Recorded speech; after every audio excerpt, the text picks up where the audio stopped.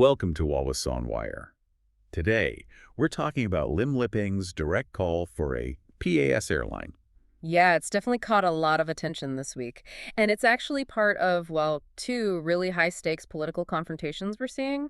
Both involve Lim Liping, the Democratic Action Party MP for Kepong. Right, and he's responding quite forcefully to statements from members of Party Islam Malaysia. Exactly. And these aren't just minor political spats. They really get to the heart of some fundamental issues: cultural policy, how businesses operate, and even national identity and political stability. It's quite serious stuff. Absolutely. So we've got these two flashpoints. They seem different on the surface, but maybe they're connected. Our plan today is to kind of unpack both. First, there's this debate about alcohol on planes. And then there's the second one, which is, frankly, quite alarming, a warning that brings in the really painful history of the Palestinian people to talk about politics here in Malaysia. Let's tackle the first one then, the one that led to the PAS airline name. This kind of kicked off during the debates around the 2026 budget. Which is often when these sorts of political demands surface, right? Precisely. It's a key moment. All And right. Hasni Zan, who is the Party Islam Malaysia MP for Hulu Selangor, he used this platform. Okay. He made a very public demand directed at the Ministry of Transport. He basically said, stop Malaysia Airlines from serving alcohol, period. And what was the reasoning given? The stated reason was about respecting religious and social sensitivities, specifically the sensitivities of the majority population here. So framing it as a values issue, not just a service choice. Exactly. It's an attempt to embed certain ideological values into how the national airline operates. Okay, so Hasni Zan makes this demand. Now, Lim Liping's response, it wasn't exactly subtle, was it? Not at all. On October 22nd, he responded very directly. He called the suggestion undemocratic. Strong word. What was his argument behind that? He argued that imposing a rule based on one group's religious beliefs onto all passengers, regardless of their own background or beliefs, well, that undermines the whole idea of a diverse country. Right, because Malaysia Airlines carries people from all walks of life, internationally, too. And that led straight into his counterproposal, the one making headlines, the PAS Airline Challenge. Ah, yes, the core suggestion. Which was, quite a clever political move, really. It forced the issue onto different ground. How so? Because he essentially said, okay, if members of Party Islam Malaysia find the standard beverage service on Malaysia Airlines so unacceptable, Then they should just start their own airline. exactly. Go ahead, launch your own carrier.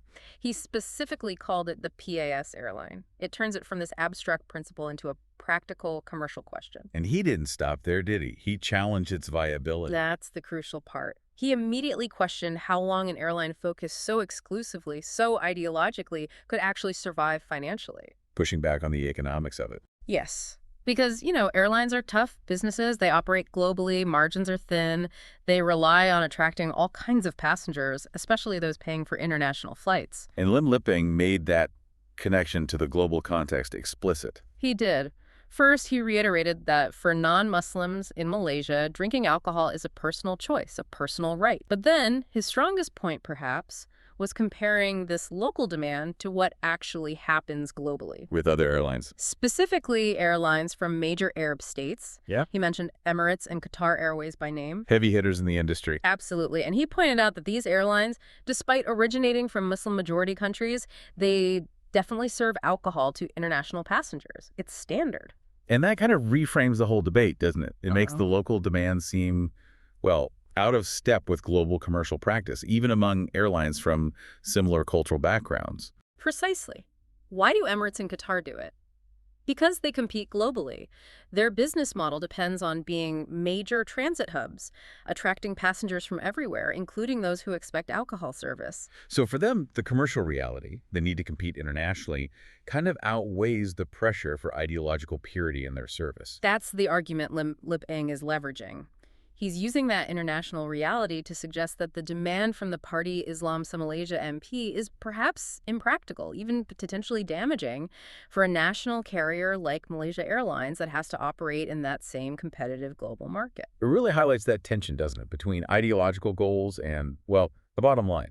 If Malaysia Airlines stopped serving alcohol, They'd arguably be putting themselves at a disadvantage against almost every other major international airline competing for those same lucrative routes and passengers. Okay, so that first segment really drew a line in the sand about commercial freedom versus religious policy demands. But now we need to shift gears, Because the second confrontation you mentioned, Yeah. it feels significantly more serious. It is. It touches on fundamental issues of national security, political power, and communal relations. This involves another party Islam Malaysia MP Ahmad Marzuk. He's the MP for Pengkalan Shepa. And he made comments on Facebook. Yes, on October 19th. He posted what was framed as a warning specifically to the Muslim community of Malaysia. He urged them to learn from the history of the Palestinian people. Okay, invoking Palestine is always incredibly sensitive and potent. What was the specific parallel he drew? He used a very specific and, frankly, very charged historical narrative. He argued that Jewish immigrants were initially welcomed into Palestine sort of on humanitarian grounds, Right. but that this process eventually led to Palestinians becoming, in his words, victims of atrocities and ultimately being expelled from their homes, losing control. That's a deeply tragic and contested history. How did he apply that to Malaysia? That's where it becomes extremely volatile. He didn't just leave it as a historical lesson. He claimed he sees similar signs, similar patterns developing here in Malaysia right now. Similar signs. What did he point to? He stated, quite directly, that non-Malays and non-Muslims are gaining more control over the economy. And crucially, that they are now making moves towards Putrajaya, the administrative capital, aiming to slowly reshape the country's political power structure. So he's explicitly linking economic influence of non-Malays with a supposed political takeover, using the Palestine situation as the ultimate outcome. That's the core of the analogy he presented. It's constructed to evoke a sense of threat, of potential displacement. By drawing that parallel, he frames current political and economic shifts not as normal societal evolution, but as steps towards an existential crisis for the community he's addressing.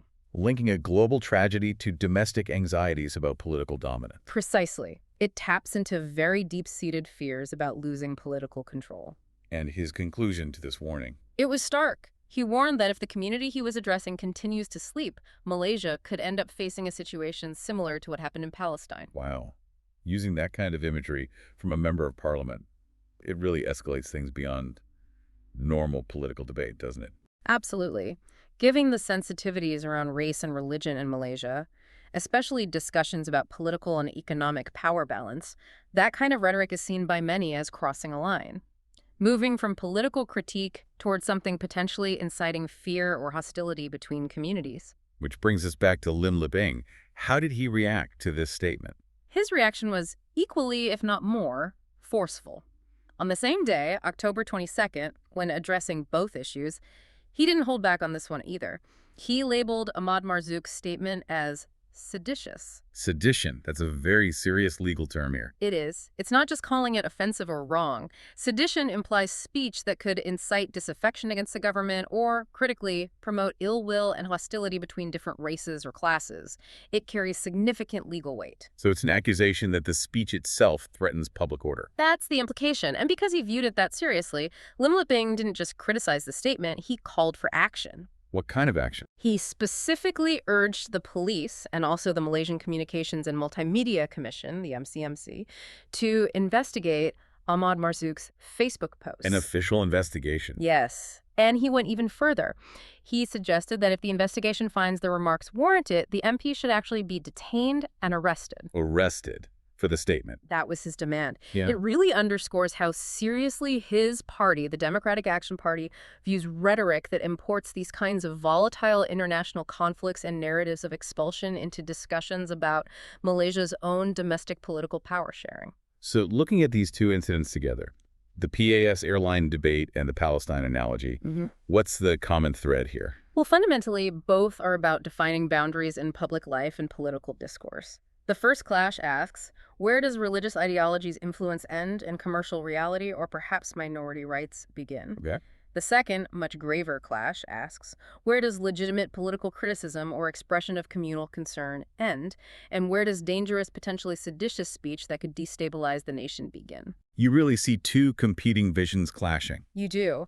On one side, you have actors trying to assert a particular religious or ideological framework more broadly across public and commercial life, sometimes pushing against practical economic factors. And on the other, On the other, represented here by Liping's responses, you have an assertion of democratic principles for a diverse society, the realities of a globalized economy, and a very strong pushback against rhetoric seen as divisive or threatening to stability. the fact that politicians are using platforms like Parliament or social media to draw these lines so sharply, suggesting separate airlines, invoking histories of conflict and expulsion, it really tells you something about the current climate, doesn't it? The tension around national identity and the rules of political engagement seems very high right now. It does, and it leaves you, the listener, with a really important question to ponder, I think. When political figures start using these incredibly potent analogies like invoking Palestine to describe domestic politics, how does that actually affect things long term? What's the real impact? Yeah, what does that kind of rhetoric do to the environment for non-Muslim rates, for political stability, for just basic trust between communities? What's the lasting cost when fear becomes a primary tool in political communication? Definitely something worth thinking about as these kinds of debates inevitably continue. Indeed. Remember to like and subscribe for more videos like this.